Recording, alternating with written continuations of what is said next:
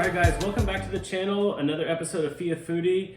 Before I get going on this, sorry for all the delay. There's a lot of times that I cook throughout the week that I just don't get the camera out. I made some really good campfire chili the other day. I made some really good steaks the other day, and sometimes I just don't get the camera out. So today what are we gonna do is we're gonna make some carne asada. We're gonna chop some of it up for tacos. We're gonna have some of it up for steak. And this is a very unique first try for us because typically what I do is I go to the higher end grocery stores to buy all of our organic meat and all of our organic vegetables. But today we tried something completely different. We did 100% shopping at Aldi. Some of the stuff like the oils and stuff, you know, we didn't get there. But for the most part, everything you're gonna see was purchased from Aldi very inexpensively. So I wanted to show you guys that, to show that you don't have to buy the most expensive steaks or the most expensive meat or the most expensive, you know, Whole Foods, Central Market, Sprouts, or whatever grocer that you have in your area to make something really, really good. Right now, I'm gonna get started on the chimichurri. What we're gonna do is we're gonna do the chimichurri first. We're going to prepare the meat, and we're gonna let that soak and marinate for a little bit before we really throw that on the fire. And then again, we're gonna do this a couple different ways. We'll see how it turns out. And follow along. Before we stop though and switch to the next segment, what I do want to ask is you guys be sure to like, be sure you guys subscribe. I know later on in the segment you're watching and it's you know, not top of mind. I do it all the time too. But yeah, be sure you like it, be sure you comment. Let me know what you want to see next on this channel. I'd love to do something for the fans too. So yeah, thank you.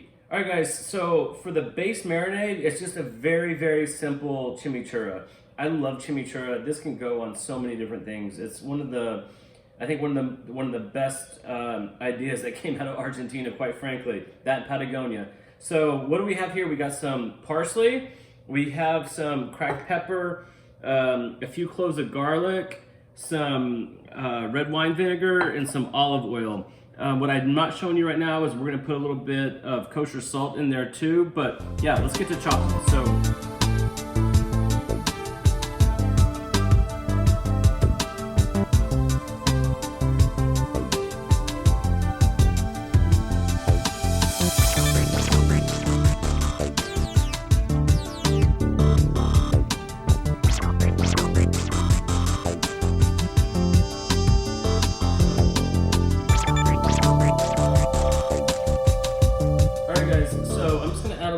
Kosher salt to the chimichurri. we're not a huge salt family, so we're gonna be careful with that. Typically you use fresh ground pepper. I'm gonna use my my really coarse ground pepper that I use for barbecuing things like turkey and brisket and stuff like that. So it just doesn't need a whole lot, just a little in and stir it up. And we're gonna set this aside right now. Next up, we have our actual meat. So I'm gonna cut into this. It's already nice and thin. I was planning on hammering it a bit, quite honestly, but it's already thin enough. This one's a little thicker, so I think what I'm gonna do is I'm gonna go ahead and put this piece right here in the, actually I'm gonna slice this up just to make it sit nicer on the grill. I think this will be a nicer way to cut this. Yeah, I'm actually really impressed with this meat cut.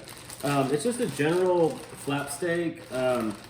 Typically whenever I make this recipe, I use ribeye and then I pound it really, really thin. Yeah, this one's gonna need a big hammering. So.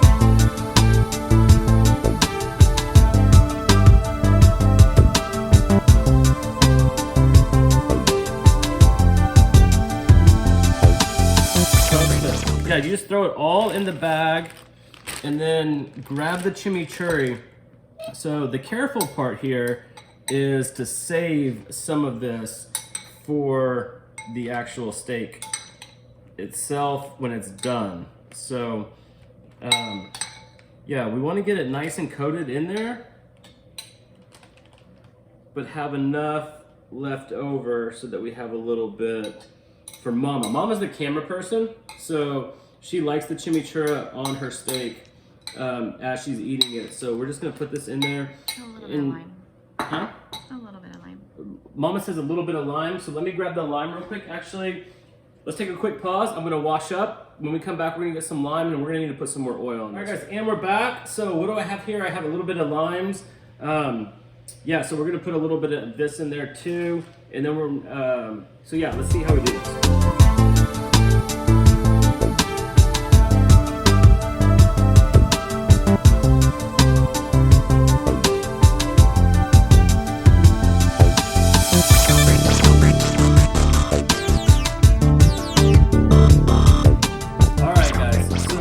Got all the lime juice in here. We have all the chimichurri. So now we're just gonna work this around. We want all of this good stuff to kind of get all over all of our steaks. Right now it's a little unidirectional, as you can see. So we want to kind of, you probably have to stick my hands in there, move this around quite a bit, and make sure that it's covered really nicely. Typically you would do this in like a non-reactive bowl, but for today, this plastic bag is gonna do the trick. So yeah, we have our marinade set. We're gonna seal this up. And then, big question is, do we put this in the fridge now? No, we don't. For the short time that we're gonna be marinating this, I want this to stay at room temperature so that when I put it on the fire, it's not getting an enormous shock coming straight out of the fridge and going on cold. I feel like it's a lot easier to temperature control it that way. So yeah, this is gonna sit on the counter while I get the fire going. And when we come back, you guys are gonna see some amazing tacos. All right, guys, so I've got the steak already cooked. I'm gonna need you to use your imagination for a little bit on this one. So what I did was I made a completely pecan wood fire and grilled it out on that fire. I grilled it open. I didn't close the top part of it. And the reason why is I just kind of wanted to get that air like rolling through there. Not to get it like overly campfire smoky, but just to kind of get a little bit of that authenticity into it. So the reason why I didn't do that was because it was dark outside and you know, I was kind of in a bit of a rush. This is like really, really thin meat. So what I'm gonna do now is a little trick that my wife's family taught me, which is before you put the corn tortillas or make a taco out of the corn tortillas, we kind of want to fry them like very, very gently first. So it's really easy. I got some oil cooking right here. You just put a little bit of the tortilla down. It doesn't need to cook very long. For me, when it starts to bubble kind of like this, I flip it. And then, boom.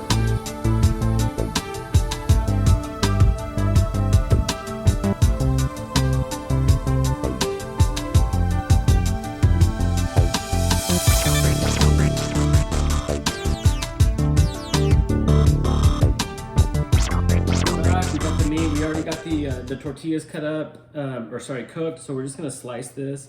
That went really terribly. So we're just gonna dice this up a little bit. I wanted to cook this one, you know, quite a bit more on the rare side. Sorry, you guys have not seen her. So this is the woman behind the camera. This is Michelle, this is my wife. We've been together for ever since 1993. Have two beautiful daughters, one in Colorado and one that's about to be a Floridian. Who's actually holding the camera right now. Yeah. Say hi, Bella. Hi. So we're just gonna make a few tacos here. Yeah, so first one's first. Let's lay this down. Put a little bit of taco meat on it. Get the second one going. Usually in my family, we like our tacos a little on the more meaty side. So I'm gonna go ahead and here's a different piece. Let's get this one going. So we got plenty of chimichurri on it. She's not gonna like that one. It's a little on the rare side, so let's get this thinner piece. I'm good with just this one. All right, so let's squeeze some lime on it and see what she thinks. All right, Mommy, you tell us.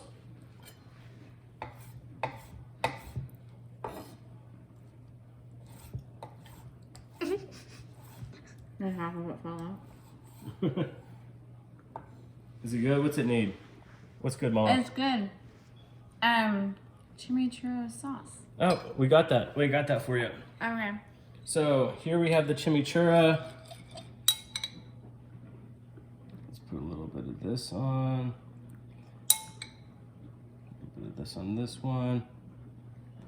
Yeah. See what it's like now.